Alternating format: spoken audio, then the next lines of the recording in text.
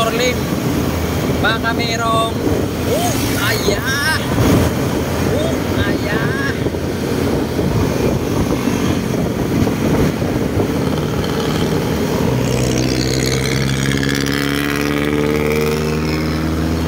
Dapat dala-dala ko yung microphone ko eh,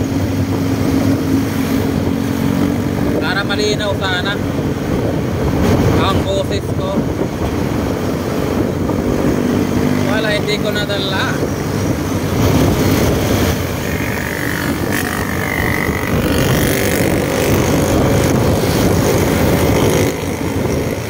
Nasa kahabaan tayo ng Commonwealth, mga kalibs, motovlog. Tayo ay babiyahe papuntang Ledex Market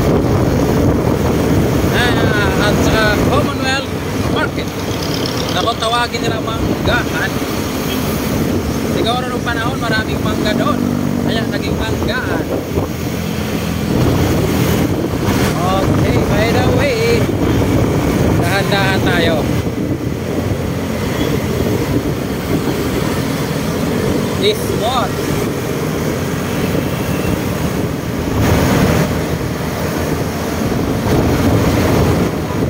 ang ulan tingin ko nandun sa parte ng Fairview.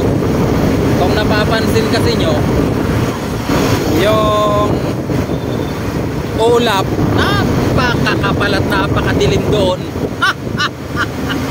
Malamang uso dun ngayon ang raincoat. Wala tayong raincoat, wala tayong dapat na gawin kundi tumago kung sakaling umulan.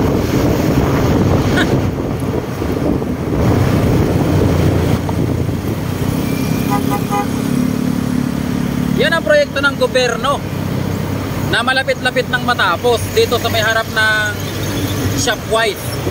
Yan o, malapit-lapit nang matapos, mga kababayan. Nasa 70% na. Tingnan nyo naman, puro bakal na makakapal yan. Ayan o, oh. Talaga naman. Oh, i-focus natin ang mabuti. Yan, malapit-lapit nang matapos yan. Yan.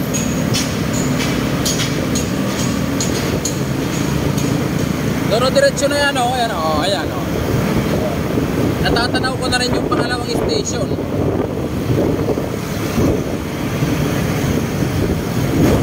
Napakataas na pader niya, no?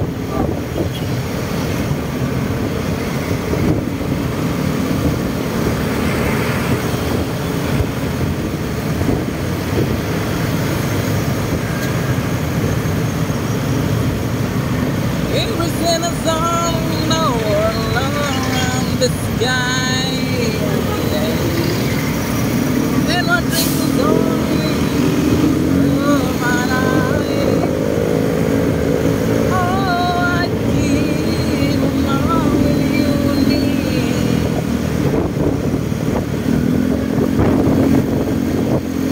Oh, ito na yung ikalawang station mula doon sa harapan ng Shopwise. Anong tawag yung station na pangalawang to? Ayan, ito na yung magiging station sa Sandigan, Sandigan Bayan, sa parte pa rin niya ng Quezon City Commonwealth, mga kaibigan.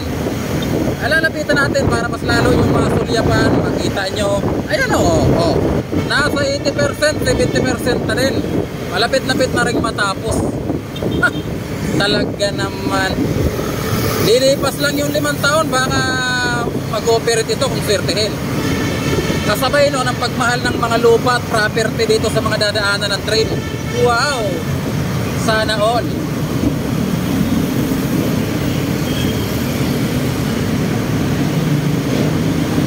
Okay. Yan. Nakalagpas na tayo doon. Maraming kakanan, papunta ng Rodriguez Rizal yan, mga kakanan. Huwag tayo dyan, didiretso lang tayo. Ay sus, napakaraming sus. Ito pa oh.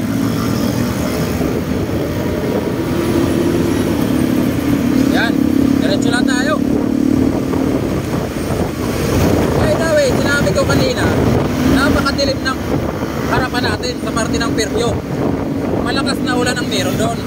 At dito pa lang sa area ng Sandigan, nararamdaman ko na yung malamig na simoy ng hangin. Kaya sigurado, wag lang siyang ipan papunta dito.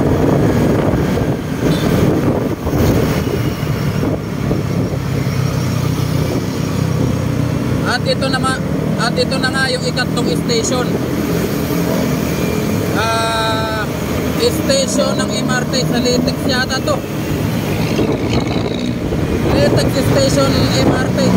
MRT ba o Elatet? Maria Josep. Ito na nga yung ikatlo. Siya ay nasa tapat ng simbahan ng INC. Kung napapansin nyo yung INC, namumulaklak yung simbahan nila. Never mind. Yun. At narito na nga tayo. Medyo traffic, medyo busy ang kalsada. Hanggang dito na lang muna tayo. Magkita-kita na lang tayo sa YouTube. Lives Vlog Moto. Adios, amigo.